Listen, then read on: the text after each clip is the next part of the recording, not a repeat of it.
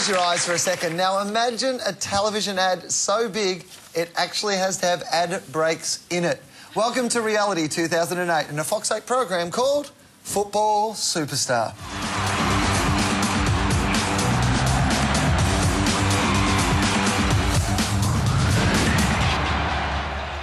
Hosted by the amazingly lifelike Brian McFadden and ex-Matilda Amy Taylor, Football Superstar is Soccer Idol, a bunch of hopefuls vying for a one-year contract with Sydney FC's youth team. Other prizes include a scholarship to Macquarie University and the chance to be part of an ad for Kellogg's Nutri-Grain.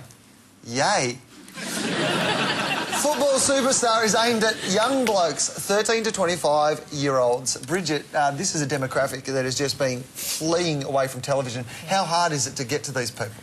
It's almost impossible to reach these guys with traditional media. So top advertising agencies have been adapting with these guys. And what we've realised is we're not in the business of advertising anymore. We're in the commercial entertainment business. And believe it or not, this isn't a new thing. It actually started in the 50s when Procter & Gamble wanted to sell more soap powder to housewives. So they invented soap operas. And how it works is that you're giving people something they want. It's a deal. We'll buy you, but you give me something I'm interested in. And obviously, Nutri-Grain have realised that these young guys really aren't into Iron Men because they're just knobs that run around and budgie smugglers.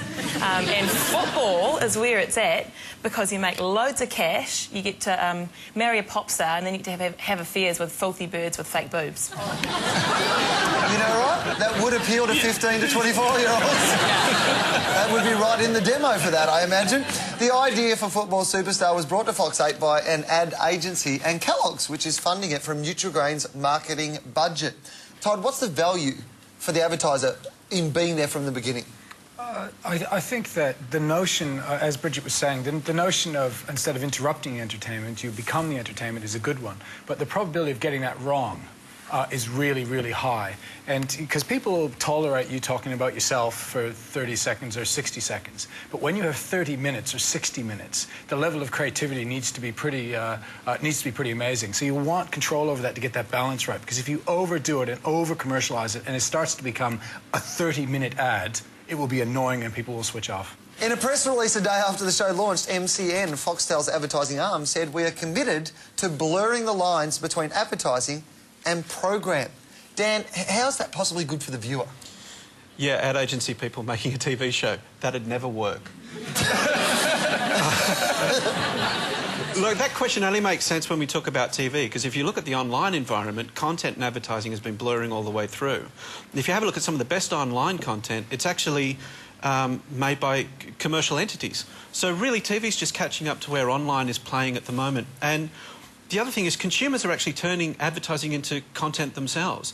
In their press release, MCN boasted that Nutri-Grain has been cleverly woven into the show through opening credits, logos on jerseys and signage at the playing grounds. The guys are also shown munching away on the product. Now, Bridget, in an hour-long show, how many plugs for Nutri-Grain would you have to get in to make it worth your while? Well, for me, it shouldn't be about how many times you see your logo. As I said earlier, you've got to engage to entertain.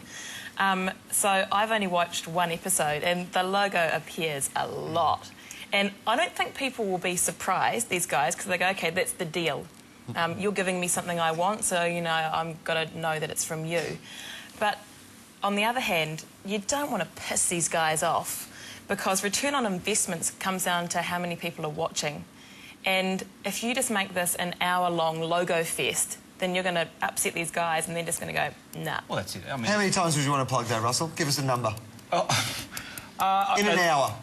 As many as possible without getting in the way of it being entertaining. Give us a number. Oh, I can't give you a number. Give me a number. 4,785,000. If you've paid for the entertainment to exist, and it is entertaining, you can have it there as often as you like. You can have it in every single frame if you want to. The issue is whether it's entertaining. As soon as it doesn't become entertaining, then you're in deep trouble. Dan, give me a number. 120. 120? One every 30 seconds. Yeah, exactly. See, he's a brave man and he's got bigger balls than all of you guys. Being being train spotters, we decided to count logos, sticking only to those instances where they were clear enough to read. We stopped counting at 400 in episode 1 and 200 each in episodes 2 and 3. Dan, when is enough too much? 120, I just said. Yeah.